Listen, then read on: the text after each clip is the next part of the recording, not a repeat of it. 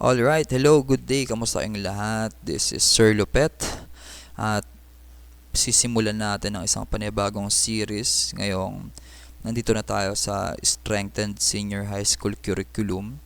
So, this tutorial is about grade 11 para sa mga may subject na General Mathematics dyan. Kapag grade 11 kakailangan mo to. So, this is for the term 1, for the first term, and then week 1. So, dalawa ito guys. So, unahin muna natin to.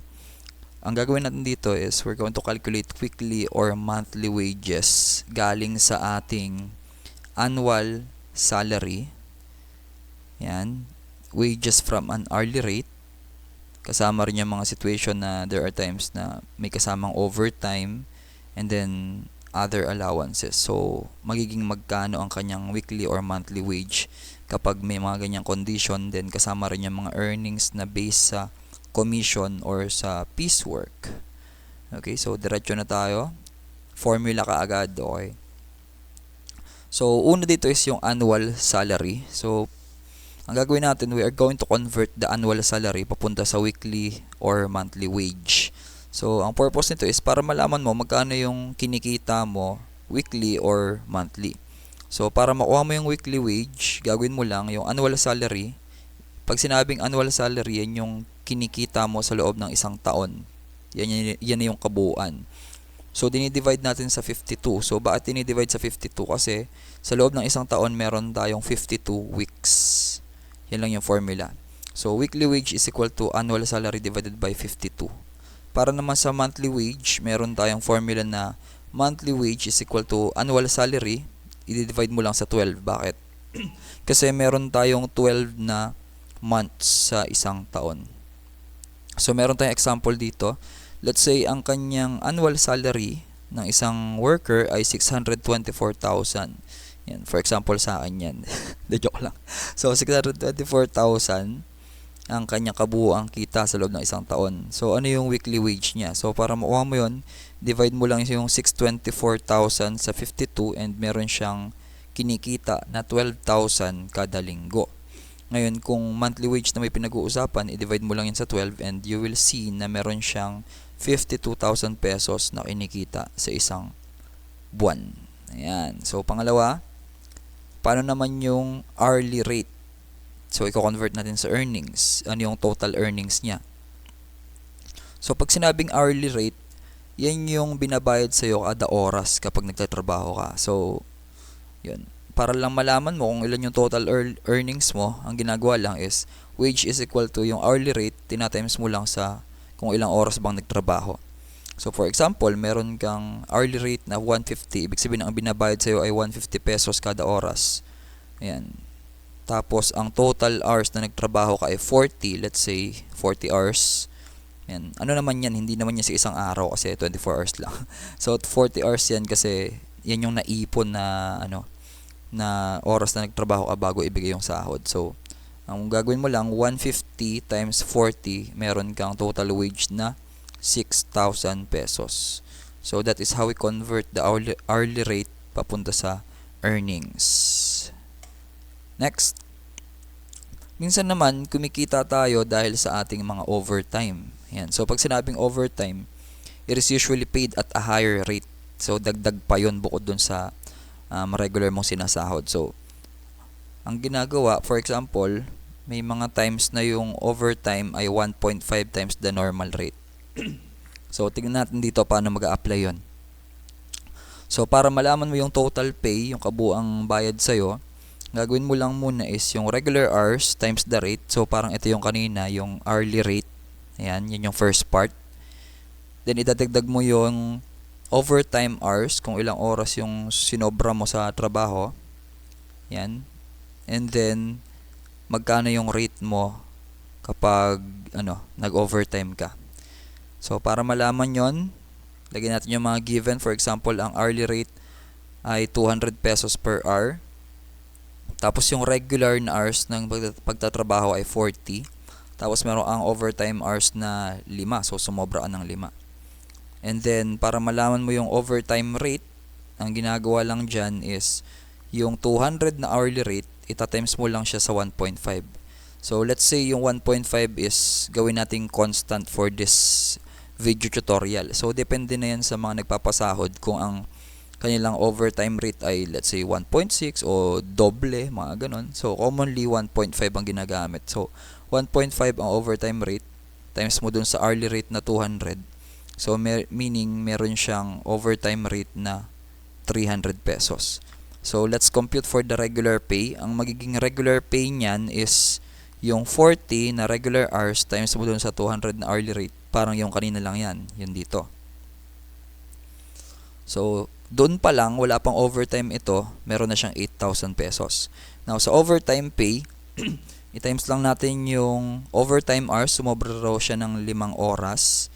Yan, dun sa regular hours. Tapos, i-times mo yan dun sa overtime rate na na-compute natin na 300 pesos. So, 5 times 300 is 1,500. And then, para malaman yung kabuang earnings or total pay, ipag-plus mo lang yan. Yung regular pay plus the overtime pay, so meron ka ng 9,500 pesos total earnings. Yun naman eh. Okay, number 4. So, earnings with allowances naman. Paano naman to kapag ganito? Kapag earnings with allowances, minsan kasi yan, nagbibigay yung mga employers ng mga allowance dun sa mga employee. So, para lang malaman yan, gagawin mo lang, allowances are added to the employee's pay. Basically, plus lang naman yan. So, total earnings is equal to basic pay tapos dagdag yung mga allowance, no? Magiging ano talaga yan kung hindi mo magagastos yung allowance. So, let's say for example, ang basic pay ay 10,000 pesos. Tapos meron ang allowance na 1,000 para sa transportation. Tapos para sa pagkain, meron ang 500 pesos na allowance. Pag-plus mo lang yan. 10,000 plus 1,000 plus 500. So, meron ang 11,500. So, kung gusto mo maging total earnings yan, maglakad ka na lang. Tsaka huwag kang kumain. Di joke lang. Okay, number 5. Meron naman mga tinatawag na commission-based earnings. So, pag sinabing commission-based earnings, ito yung mga kinikita mo based dun sa mga napagbentahan mo. So, commission is a percentage of sales. So, yung commission ay porsyento lang siya ng kabuuang naibenta mo. Pero at least, makukuha mo pa rin yun. So, commission is equal to sales times the commission rate. So, sales times the commission rate, meron tayo ngayong formula for commission. Ayan yun, nabanggit ko na. So, let's say, ang kabuuang naibenta mo ay 80,000 pesos. Ayan. Tapos, meron ka raw commission rate out of that 80,000 pesos, makukuha mo is 5%. So, tignan natin. So, 80,000 dito yung ating sales times mo dun sa 5%. Now, tandaan nyo guys, kapag galing kayo sa percent, gagawin yung decimal yan. So, 5% divided by 5% divided by 100 or 5 divided by 100, that will be 0.05. So, para i-convert tong 5%, yung 5 i-divide mo sa 100 para maging 0.05 sa calculator. Then, i-multiply mo lang, 80,000 times 0.05 is equal to 4,000. Therefore, yan yung ating commission na na-earn, 4,000 pesos.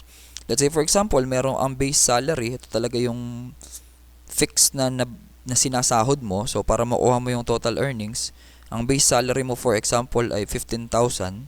So, idagdag mo yung commission na 4,000, yun na solve. So, 15 plus 4, that is 19,000. So, yun yung ating total earnings, 19,000 pesos.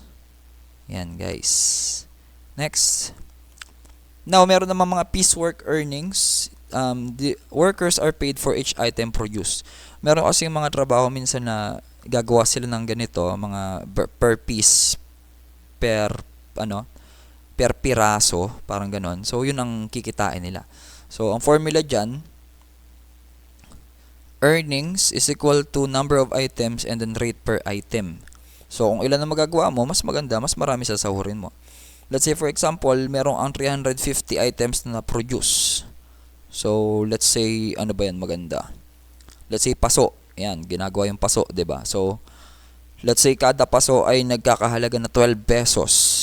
Ayan, may 12 pesos ba na paso? Hindi ko alam eh. So, 350, ita-times mo yan sa 12. So, yan formula. Number of items times rate per item. So, 350 times 12 is 4,200. So, meaning, kumitaan ng 4,200 dahil nakapag-produce ka ng 350 items. Which is 12 pesos naman per item. So, yan yung mga basic na paraan ng pagko-compute natin ng earnings, salary, and total pay. So, narito ang summary ng ating mga formula. Kung gusto mong malaman yung weekly wage galing sa salary, divide mo lang yung annual salary sa 52. Kung gusto mong malaman yung monthly wage galing sa salary, divide mo naman yung annual salary by 12. Sa hourly earnings, times mo lang yung hourly rate mo dun sa oras na nagtrabaho ka. Sa overtime pay, times mo lang yung overtime rate doon sa overtime hours. And very crucial dito yung 1.5 guys ha. Yung 1.5 is itatimes mo yun doon sa yung hourly earnings mo, sa hourly rate mo. Para yun yung maging overtime rate. And then sa earnings with allowances, so addition lang yan yung basic na binabayad plus the allowances. Sa commission, yung kabuang sales mo times mo lang sa commission rate, yun yung commission. And then sa piecework, para naman makuha yon, tandaan mo lang kung ilang yung items na na-produce mo times mo lang sa presyo kada item. Okay, so hanggang dito muna natin video. Abangan nyo yung part 2 kasi gagamit na tayo doon ng Microsoft Excel para ma-solve natin to ng minsanan. Isang bawat lagay lang ng data, makukuha mo na yung mga kabuang pay. Yan, yung dito sa mga sinolve natin na to. So hanggang dito muna, and like nyo to, and pwede rin kayo mag-comment kung may di kayo naintindihan. Subscribe na rin kayo sa ating channel. And this is Sir Lupet na nagsasabi na sa bawat problema mayroong solusyon. Dapat tayo ang maging solusyon para iwas konsumisyon. Dahil darating ang araw, lahat ng to magiging alaala na lang. Kaya samahan nyo ang gumawa ng magandang alaala. Hanggang dito muna, ingat, nasan ka man, God bless you, and goodbye for now.